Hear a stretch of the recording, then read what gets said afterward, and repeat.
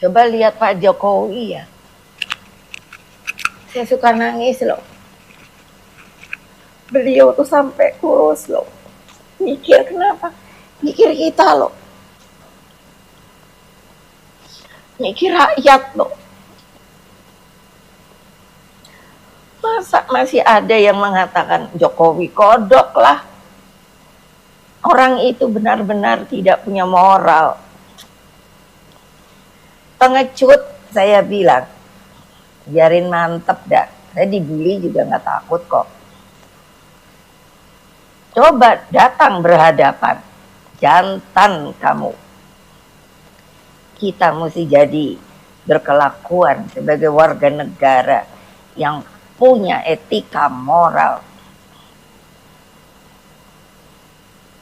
Jangan sembarangan.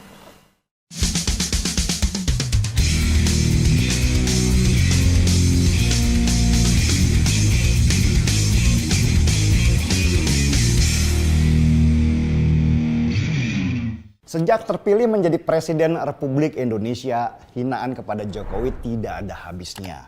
Hinaan ya, bukan kritikan. Karena kritikan itu selalu mengarah pada kebijakan. Tetapi hinaan itu sudah mengarah kepada fisik dan kehidupan seseorang. Saya ingat banget hinaan-hinaan kepada Jokowi yang datang beruntun hanya karena beda pilihan politik. Hinaan-hinaan itu datang baik berupa sindiran, bahkan sudah menjurus ke fitnah. Ingat kasusnya John Ruh Ginting. John Ruh Ginting inilah yang membuat saya akhirnya mulai menulis tentang politik, padahal saya dulu lebih sering menulis tentang spiritual. Fitnah John Ruh Ginting ini benar-benar luar biasa. Dia bahkan dengan enaknya memfitnah bahwa asal-usul orang tua Jokowi itu tidak jelas. Dan tulisan dia tentang itu bahkan di-share oleh belasan ribu orang di Facebook, dibarengi dengan tertawaan, sorak-sorai, bahkan cacian yang lebih gila lagi. Dan si John Ruh ini menikmati itu, karena dengan fitnah terhadap Jokowi inilah dia menjadi terkenal dan bisa jualan buku karangannya. Saya lalu melawan tulisannya dengan tulisan juga. Tapi memang sih fitnahnya sudah sangat keterlaluan. Dan pada puncak terkenalnya dia, John Ruh akhirnya muncul di acara ILC di TV One.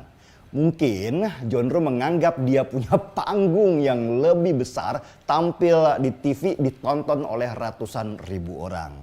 Tapi ternyata di sanalah akhirnya dia tidak bisa mengelak bahwa memang dia terbukti menghina Jokowi, bahkan orang tuanya. Pada akhirnya John Ruh Ginting akhirnya ditangkap oleh polisi dan dia tidak pernah mengaku bahwa apa yang dia lakukan adalah menghina. Itu adalah salah satu kasus hinaan kepada kepala negara yang sangat jahat karena sudah mengarah pada fitnah. Dan masih banyak kasus lain yang terlihat memang sengaja dirancang secara sistematis hinaan kepada Jokowi itu, terutama menjelang Pilpres tahun 2019. Jokowi PKI, Jokowi komunis, Jokowi masih banyak lagi yang saya sendiri nggak tega untuk menyebutkannya di sini. Saya dididik oleh orang tua sejak kecil untuk tidak menghina seseorang, apalagi memfitnah. Makanya saya risih sekali ketika banyak orang, bahkan yang ngaku-ngaku profesor, bisa mengeluarkan kata-kata dungu, bodoh, nggak ada otak kepada seorang presiden. Saya kira dulu orang yang suka menghina seseorang itu karena tingkat pendidikannya yang kurang. Ternyata dengan adanya media sosial ini membuka mata saya bahwa meskipun orang itu pendidikannya tinggi sekalipun, kalau dia suka memelihara dendam, maka hatinya pun menghitam. Dan apa yang keluar dari lidahnya adalah pancaran dari akalnya. Jadinya gitu, dungu teriak dungu. Tetapi menariknya, di Indonesia ini banyak sekali penonton sinetronnya. Semakin seseorang itu dihina, dicaci maki, namanya malah semakin naik. Dan ini jadi pembuktian bagaimana Jokowi malah menjadi presiden 2 periode. Karena banyak orang yang tidak terima dia dihina, membangun benteng di sekelilingnya. Orang seperti saya yang selalu dituding sebagai buzzer RP atau penjilat pemerintah. Termasuk yang berdiri membela Jokowi karena ia selalu dihina. Inilah sebenarnya kesalahan strategi oposisi yang memainkan strategi waktu Pilpres kemarin dengan menyerang Jokowi lewat penghinaan-penghinaan. Itu malah membangun kekuatan masyarakat yang datang membela. Mungkin memang sudah jadi ciri khas orang Indonesia ya, yang selalu turun membela ketika ada orang yang dizolimi. Apalagi prestasinya Jokowi juga jelas. Mulai mafia pangan sampai mafia migas dia hajar. Kedaulatan RI dia kembalikan dengan merebut kembali blok-blok migas termasuk Freeport yang terkenal. BBM dia ratakan menjadi satu harga di semua daerah. Jalan tol juga dia bangun supaya ekonomi kita tumbuh. Dia juga bukan koruptor dan tidak memperkaya dirinya sendiri dan keluarganya. Dia memang bukan manusia sempurna, banyak juga yang belum selesai di tangannya.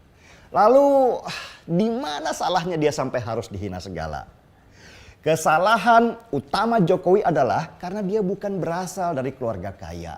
Dia tidak berdarah biru, bukan dari militer dan tidak punya sejarah bangsawan. Jokowi adalah orang biasa yang ingin mengubah Indonesia seperti kita juga. Di sana mungkin kesalahannya karena sebagian masyarakat kita itu masih bermental feodal. Menganggap bahwa pemimpin itu harus dari keturunan yang punya rekam jejak raja-raja. Dan yang menarik buat saya adalah ketika tiba-tiba Bu Megawati keluar membela Jokowi. Padahal selama ini banyak orang yang salah persepsi kalau Bu Mega sering menyebutnya sebagai petugas partai. Tapi ternyata Bu Mega menyebut itu karena dia ingin mengingatkan kalau visi partai dan presiden haruslah selalu sama dalam rangka membangun Indonesia. Bu Megawati ternyata sayang sama Jokowi. Seperti perasaan sayang seorang ibu yang tidak terima anaknya dihina. Bukan lebay ya saya rasa. Karena naluri seorang ibu ya pasti begitu. Kita aja kalau dihina orang, ibu kita pasti tidak terima. Meski ya kita orangnya cuek aja. Tapi saya sih punya prinsip, silahkan hina teruslah Jokowi. Karena saya belajar bahwa mereka yang hidup di dalam hinaan ternyata punya potensi untuk menjadi lebih besar. Mental dan karakter mereka lebih terbentuk menjadi dewasa. Dan orang yang selalu dihina itu selalu ingin membuktikan bahwa dirinya lebih baik. Dan perkiraan orang terhadap dirinya selama ini yang dituduhkan adalah salah. Saya selalu bilang kepada anak saya, berterima kasihlah kepada mereka yang selalu menghinamu, meremehkanmu, menghancurkanmu. Karena tidak ada pelajaran yang kamu dapat dari mereka yang selalu memujimu. Setuju? Kita seruput dulu kopinya.